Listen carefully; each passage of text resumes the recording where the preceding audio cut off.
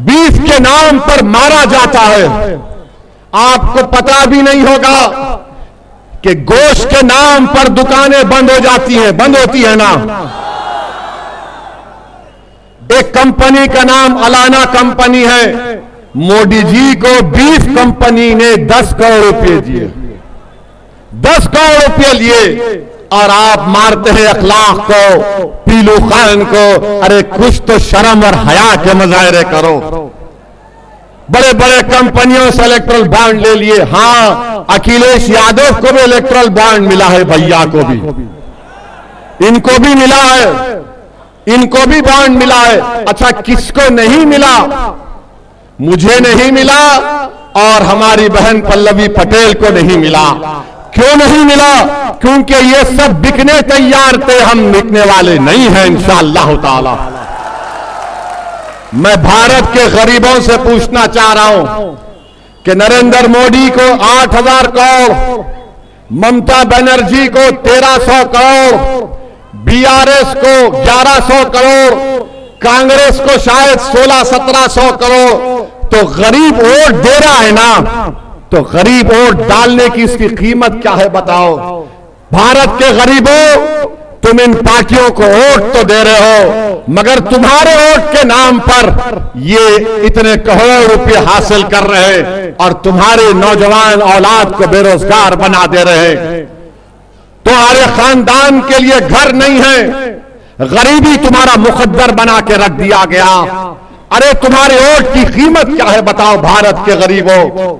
तुम गरीब ही रहोगे, तुम्हारे वोट की कीमत नहीं है, क्योंकि तुम जिसको वोट दे रहे हो वो तमाम के तमाम बिक चुके हैं, इलेक्ट्रल बॉन्ड के नाम पर बिक चुके हैं। तो इसलिए हम आपसे अपील कर रहे हैं कि आप तमाम लोग अपनी क़यादत बनाइए, और मुसलमान, दलित, पिछड़ा जब मिलेगा, यही लोग कमजोर हैं, इन्हीं पर जुल्म किया गया, इन्हीं को दबाया गया, इन्हीं को लूटा गया, इन्हीं को मारा गया और आपस में लड़ाया गया, इन्हीं पर गोलियां चलाई गई हैं।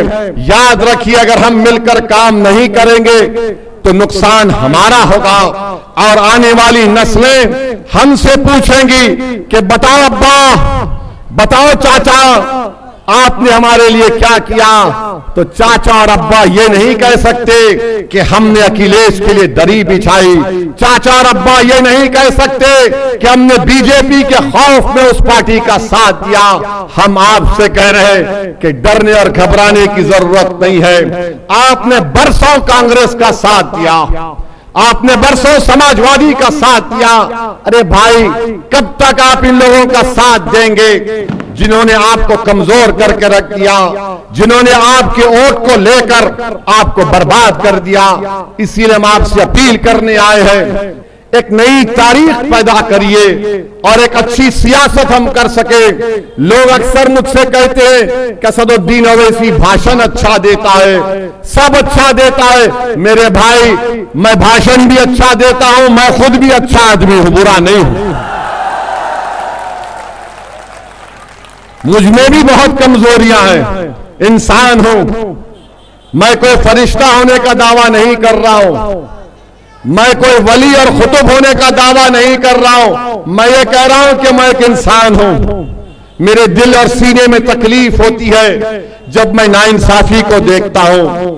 भारत की राजनीति में एक नई तारीख आपको लिखना है, और मैं समझता हूं कि ये सरजमीन से, यहां से शुरुआत होगी। मेरे अजीज दोस्तों और बुजुर्गों, पार्लियामेंट में हमने क्या किया, किस तरह हमने आपके मसाइल को उठाया, वो आपके सामने।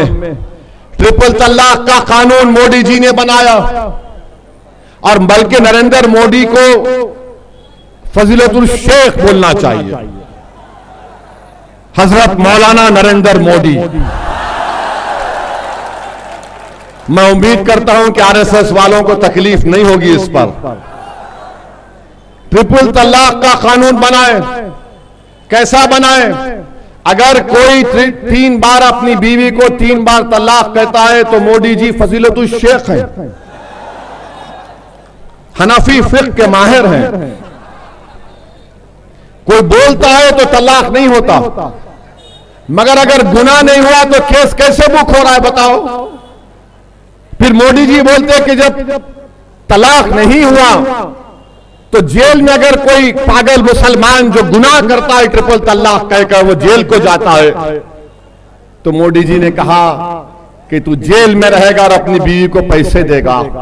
कोई जेल में रहकर पैसे दे सकता है अपनी बीवी को? फिर मोदी जी ने, इनका दिमाग देखिए, वाकई में मोदी जी के दिमाग की जितनी तारीफ करे कम है।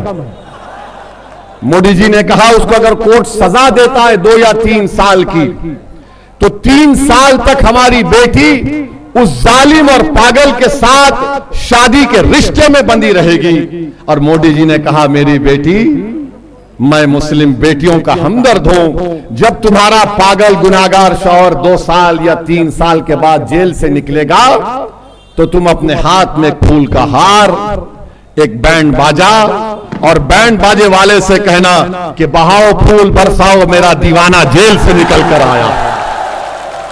बताइए आप, ये कानून बनाते हैं आप? ये कानून बना दिया आप। हमने 3 बार उस कानून की मुखालिफत की। CAA का कानून सही है या गलत है बताइए? CAA का कानून सही है या गलत है बताइए? हाथ उठाकर बताइए। हमने पार्लियामेंट में उस कानून की बिल को फाड़ा, सही किया या गलत किया बताइए? आपने देखा समाजवादी पार्टी के किसी MP ने बिल के बारे में क्या बोला? देखिए जाकर, मुंह नहीं खुल रहा था, बोल नहीं पा रहे थे। हम जब खड़े हुए 302 MP के सामने, हमने कहा जिस तरह महात्मा गांधी ने व्हाइट साउथ अफ्रीका के कानून को फाड़ा था, हम इस कानून को फाड़ते हैं। यह भारत के संविधान के खिलाफ है। मेरे भाई, इसीलिए हम आपसे कह रहे हैं, हमारी बहन पल्लवी पटेल का भी हमने भाषण YouTube पर सुना। जब वो असेंबली में बोलती हैं तो माशाअल्लाह बड़े बेहतरीन तरीके से बोलती हैं और बेबाक तरीके से बोलती हैं। अपने अल्फाज को चाप चाप कर नहीं बोलती वो। जो हमको बीजेपी और समाजवादी पार्टी वाले बोलते हैं कि ओवैसी भड़काऊ भाषण देता है, सही है, हम भड़काऊ भाषण ही देंगे आके इंशाअल्लाह ताला। हम भड़काते हैं देश के खिलाफ नहीं, हम नहीं भड़काते किसी समुदाय या मजहब के खिलाफ, हम भड़काते हैं उन जालिमों के खिलाफ जिन्होंने गरीबों का खून चूस कर उनकी जिंदगियों को हराम कर दिया। और आपका हक है कि आपको अपना हक मिले, आपको इंसाफ मिले। ये इंसाफ की लड़ाई के लिए हमने एक पहला कदम उठाया है।